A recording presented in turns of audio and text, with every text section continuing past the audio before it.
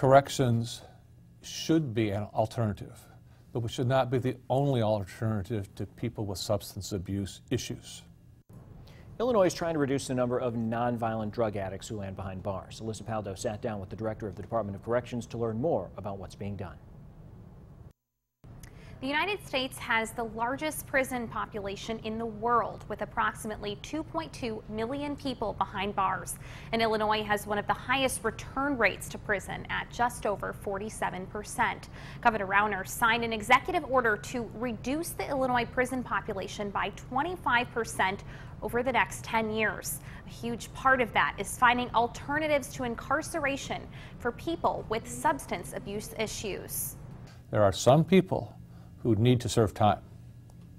There are also some people who could benefit from an intervention while they are in their community. John Baldwin is a director of the Department of Corrections for the state of Illinois.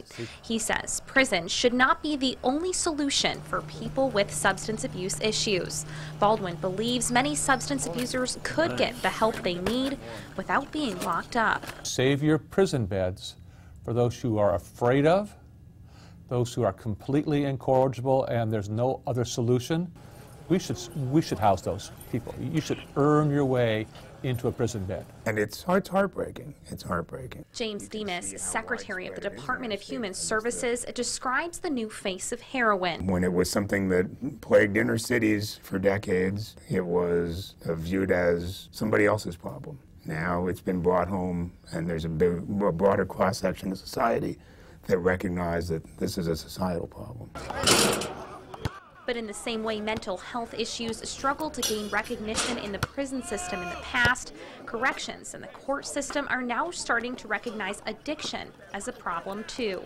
So we're in the process of realizing there's a huge heroin epidemic nationally, and right now states are going through the conversation, well, what type of treatment program would best be suited for that person. I come in, I don't feel ashamed of myself. In Illinois, 12 state agencies are teaming up to tackle the problem, a problem Secretary Demas says needs to be addressed at the local level. And we're all engaged in this work of trying to build the capacity we need at the community level to be able to prevent people from needing more intensive care later that's much more expensive to provide.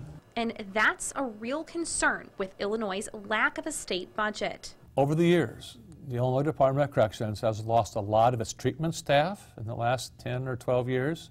The number of treaters has just been slashed. And with a recidivism rate of nearly 50%, the Department of Corrections is putting an emphasis on teaching life skills to ensure the prisoners don't come back. Life is full of choices, and you can choose to come back to prison, and we will take you.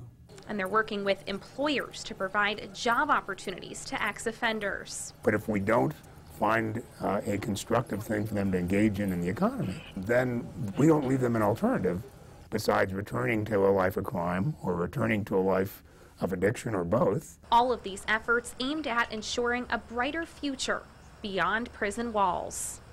I can't help feeling like, well, this has been a problem in some of our communities for decades, and we turned a blind eye to it.